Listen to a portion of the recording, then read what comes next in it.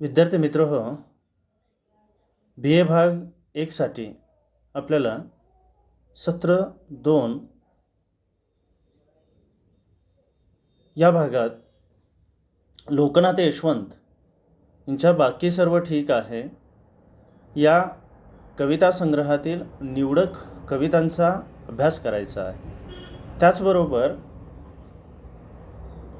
उपयोजित मराठीचा एक भाग म्हणून आपल्याला वृत्तपत्रीय लेखन, पत्रलेखन, स्पर्धा परीक्षेसाठी जे उपयोगी पडतं असं पत्रलेखन आहे, आकलन आहे, या 3 घटकांचा अभ्यास आपल्याला या सत्रासाठी करावयाचा आहे। लोकनाथ यशवंत हे 3ऱ्या पिढीतील एक महत्त्वाचे कवी आहेत। विशेषतः दुसरी दलित पिढी जी लिहायला लागली त्या दुसऱ्या पिढीतील एक महत्त्वाचे कवी आहेत। त्यांचा जन्म 13 मार्च 1976 रोजी झालेला आहे। त्यांचे आतापर्यंत जे कविता संग्रह प्रकाशित झालेले आहेत ते आता होऊन जाऊ द्या आणि शेवटी काय झाले, पुन्हा चाल करूया, बाकी सर्व ठीक आहे, हे कविता संग्रह त्यांचे प्रकाशित झालेले आहेत। त्यांनी काही कवितांचा अनुवादही केलेला आहे। त्यांच्या कवितांचा काही अनुवाद हिंदीसारख्या भाषेमध्ये झालेला आहे। अशा ह्या अष्टपैलू समाजचिंतन आपल्या कवितेच्या माध्यमातून मांडणाऱ्या कवींना अनेक पुरस्कार देखील मिळालेले आहेत। त्याच्यामध्ये महाराष्ट्र राज्य वाङ्मय पुरस्कार त्यांना मिळालेला आहे, भैरूरतन दमानी पुरस्कार मिळालेला आहे, अस्मितादर्श वाङ्मय पुरस्कार आहे, संजीवनी खोजे काव्यस्मृती पुरस्कार आहे, मुक्तिबोध वाङ्मय पुरस्कार त्यांना प्राप्त झालेला आहे। भोवतालच्या वास्तवाला भिडून भेदक आणि जीवघेणा अनुभव व्यक्त करणं हे त्यांच्या कवितेचं वैशिष्ट्य आहे। मुख्यतः लोकनाथ यशवंत यांची कविता जी आहे ती माणसाला जवळ करणारी कविता आहे, माणसाची कविता आहे, माणसाची सुखदुःख बोलणारी कविता आहे आणि त्यामुळं माणसाला केंद्रबिंदू मांडणारी ही कविता असलेली दिसते। समाजातील विसंगती आहे, ढोंग आहे आणि समाजात माजलेला जो दंभ आहे त्याच्यावर सडकून टीका लोकनाथ यशवंतांनी आपल्या कवितेच्या माध्यमातून केलेली आहे। बुद्ध, फुले, शाहू, आंबेडकर यांचा जो समतावादी विचार आहे त्या समतावादी विचाराचा पुरस्कार लोकनाथ यशवंतांच्या कवितेतून आपल्याला झालेला दिसतो। दुसरी महत्त्वाची गोष्ट आहे, लोकनाथ यशवंतांच्या कवितेचं आणखी एक महत्त्वाचं वैशिष्ट्य म्हणून आपल्याला सांगता येईल, मानवाचं जीवन दुःखमुक्त करण्यासाठी बुद्धानं जो प्रतित्य समुत्पादाचा सिद्धांत सांगितला तो प्रतित्य समुत्पादाचा सिद्धांत हा लोकनाथ यशवंतांच्या कवितेचा आधार असलेला दिसतो आणि म्हणूनच या कवितेला समाजमूल्याबरोबर वाङ्मय मूल्यही प्राप्त झालेली दिसतात। निसर्ग असेल, माणूस असेल, समाज असेल, यांची जी धारणा तत्व आहेत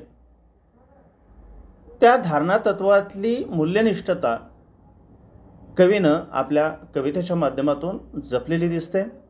1980 नंतरचे, विशेषतः 1980 नंतरचे जे समाज वास्तव आहे, म्हणजे समाजाची होत जाणारी पडझड आहे, शहरीकरणाचा वाढता वेग आहे, जागतिकीकरण आहे, या सगळ्याचा परिणाम उपरोधिकपणे लोकनाथ यशवंत यांनी आपल्या कवितेच्या माध्यमातून मांडण्याचा प्रयत्न केलेला आहे आणि परखडपणे जसा त्यांचा उपरोध जेवढा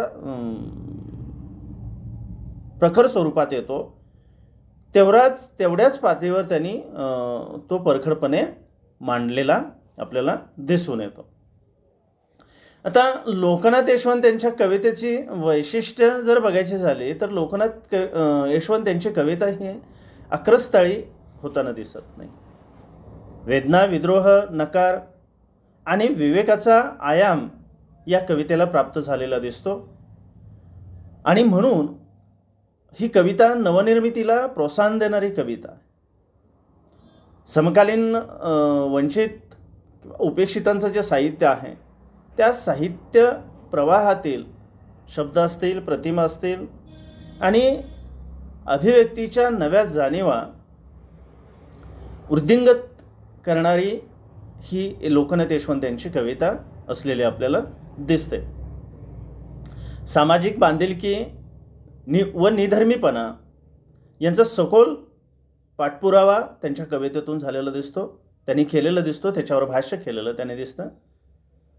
माणसाचं माणूसपण जागवणारी ही कविता बुद्धाच्या प्रज्ञाशील करुणा आणि अहिंसा, सदाचार या तत्वांचा स्वीकार करते. आणि म्हणून लोकनाथ यशवंत यांच्या कवितेचं महत्त्व जे आहे ते विलक्षण असलेलं आपल्याला दिसून येतं. खरं तर लोकनाथ यशवंत यांची कविता ही संवादी कविता असलेली दिसते, आपल्याशी संवाद साधताना दिसते. जे लोकनाथ यशवंत यांची कविता वाचत असताना आपल्याला असं वाटतं की आपल्याशी समोरचा कवी जो आहे तो आपल्याशी थेट बोलतो आहे. अशा पद्धतीची संवादात्मकता जी आहे ती लोकनाथ यशवंत यांच्या कवितेमध्ये असलेली आपल्याला दिसते. डॉक्टर बाबासाहेब आंबेडकरांच्या विचारावर किंवा आंबेडकरी विचारधारेवर श्रद्धा ठेवणारी ही कविता असलेली आपल्याला दिसते. सर्वसामान्य माणसाच्या काळजाचा ठाव घेत सामान्य माणसाच्या समस्यापर्यंत, अडचणीपर्यंत, अंतर्मनापर्यंत पोहोचण्याचं काम या लोकनाथ यशवंतांच्या कवितेने यशस्वीपणे केलेले आपल्याला दिसून येतं. माणूस म्हणून जगताना भोवतालचं जे अस्वस्थ वर्तमान आहे त्या वर्तमानामध्ये माणसाच्या मनुष्यत्वाला जी एक प्रकारची कीड लागलेली आहे किंवा मानसिक सामाजिक मूल्य जी ढासळायला लागलेली आहे त्यांना नवं मूल्य देणारी कविता म्हणून लोकनाथ यशवंत यांच्या कवितेकडे आपल्याला पाहता येतं. आणि त्या कसोटीवर जर ही कविता तपासली तर ती आपल्याला श्रेष्ठ दर्जाची असल्याचे दिसून येते. जमिनीवर चालणारा माणूस जो आहे त्या जमिनीवर चालणाऱ्या माणसाच्या जगण्यातील नेमकी गोची पकडण्यात लोकनाथ यशवंत यांची कविता यशस्वी झालेली दिसते. आता 17 एक कविता आपल्याला या माध्यमातून लोकनाथ यशवंतांच्या अभ्यासावयाच्या आहेत. आपण बघितलं की आंबेडकरी विचारधारेची ही कविता आहे. बुद्धाच्या तत्वानं मानणारी ही कविता आहे, बुद्धाच्या तत्वानं चालणारी ही कविता आहे. अहिंसा असेल, समता असेल, स्वातंत्र्य असेल, मानवता असेल, सदाचार असेल, या सगळ्या मूल्यांना आपल्या कवितेतून मांडताना लोकनाथ यशवंत अनेक दाखले देतात, उदाहरणं देतात आणि त्यामुळंच त्यांची कविता ही संवादी झालेली आपल्याला दिसून येते, आपल्याशी बोलताना दिसून येते. आणि ही कविता वाचत असताना आपल्या मनात काही प्रश्न निर्माण करत जाते. त्याचबरोबर डोळ्यात असं झणझणीत अंजन घालून जाते. म्हणजे असंही असू शकतं का, हा सगळ्यात पहिला प्रश्न आपल्या मनामध्ये निर्माण होतो. समाजातलं नेमकं वास्तव आपल्या चिमटीत किंवा शब्दात पकडण्याचं काम जे आहे ते लोकनाथ यशवंत यांनी आपल्या कवितेतून केलेलं दिसतं. आपल्याला अभ्यासावयाची जी पहिली कविता आहे तिचं नाव आहे जीवाचा आटापिटा. मी वेळेची मर्यादा आणि तांत्रिक ज्या काही गोष्टी आहेत त्याची मर्यादा जर बघितली तर आपल्याला ज्या कविता आहेत त्या कविता मी वाचून दाखवणार नाही, तर फक्त त्यांचा आशय सांगण्याचा प्रयत्न करणार आहे. मला अपेक्षा आहे की आशय, या कवितेचा आशय जरी तुम्ही वाचलात तरी या कविता समजण्यास सोप्या आहेत. त्यामुळं मी माझ्या या लेक्चरच्या माध्यमातून मी फक्त या कवितांचा आशय तुमच्यासमोर ठेवण्याचा प्रयत्न करणार आहे. पहिली जी कविता आहे तिचं नाव आहे जीवाचा आटापिटा.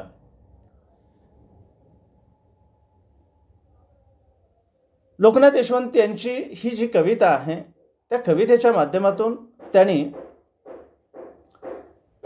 जातीविरहित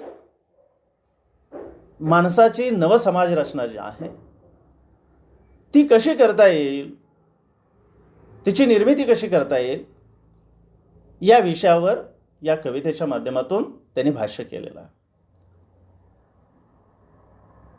खरे तर सुरुवातीला आपण बघितलं की लोकनाथ यशवंत यांच्या कवितेचा विषय हा माणूस आहे.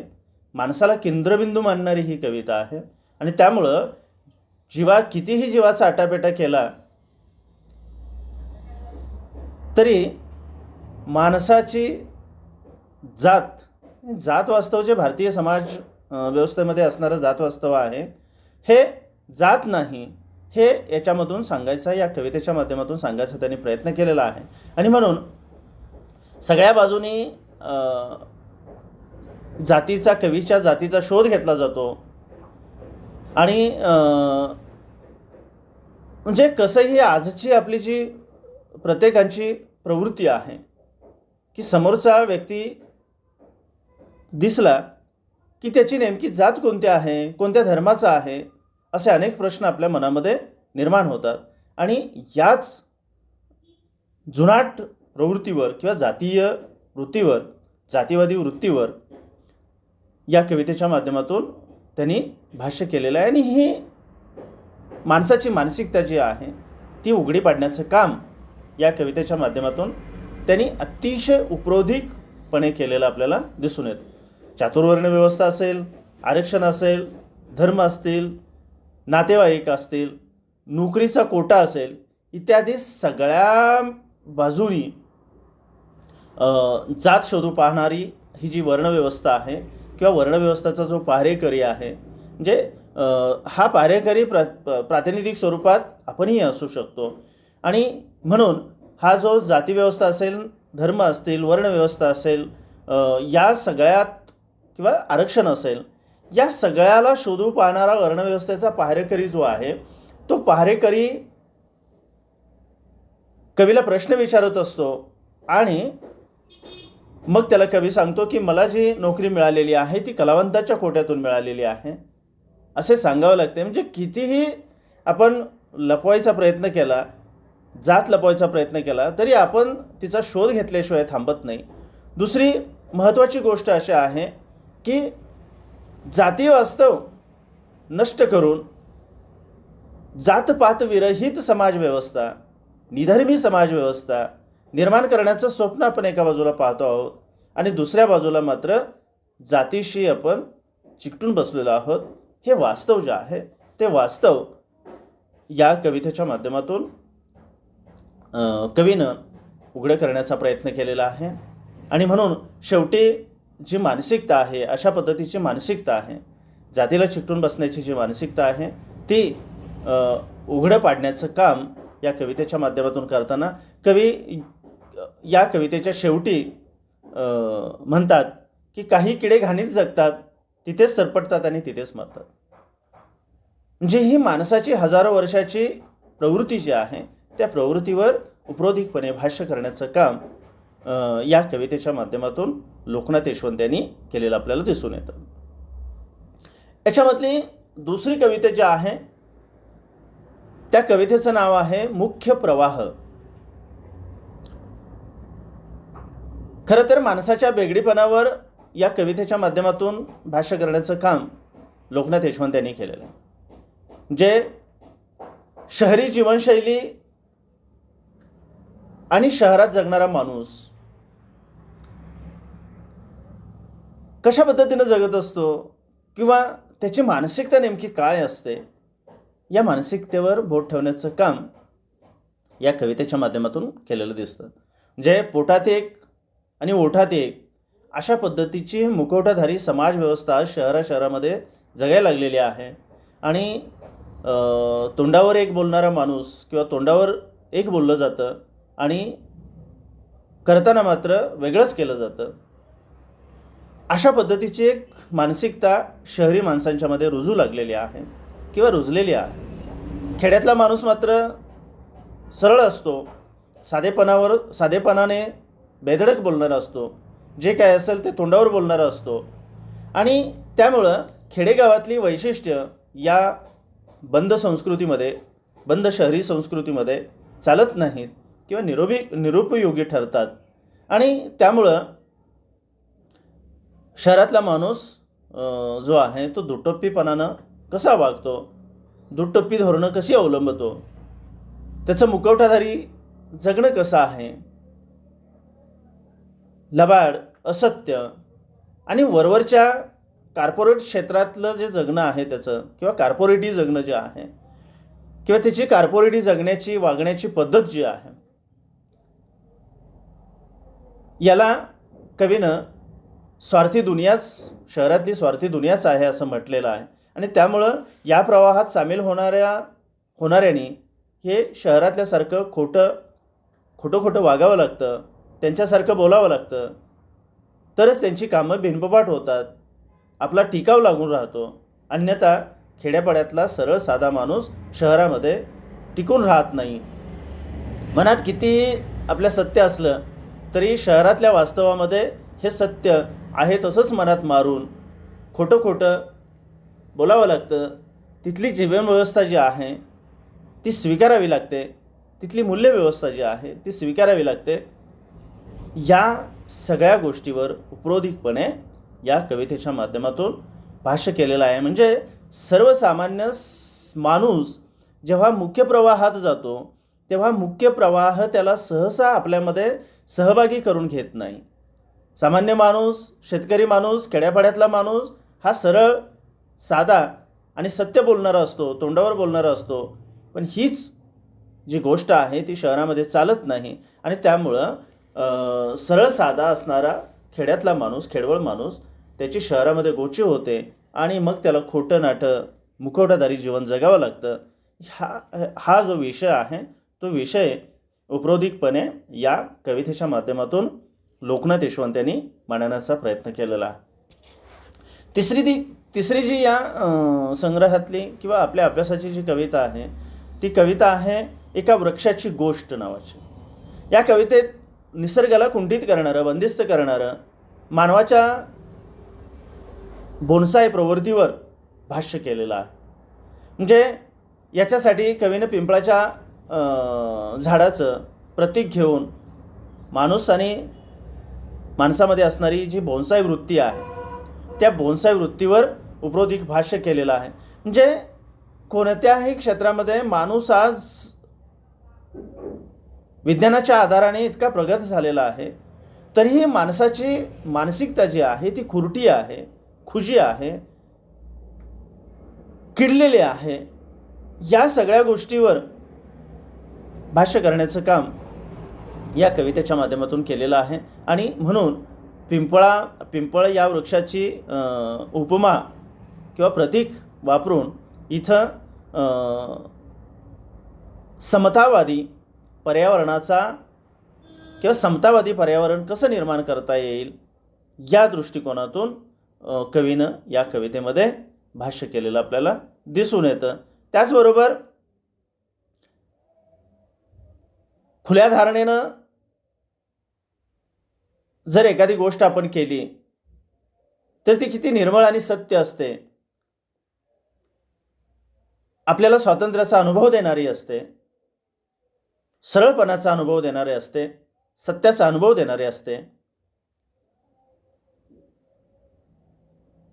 ही गोष्ट प्रामुख्यानं या कवितेच्या माध्यमातून लोकनाथ यशवंत यांनी मांडलेले आपल्याला दिसून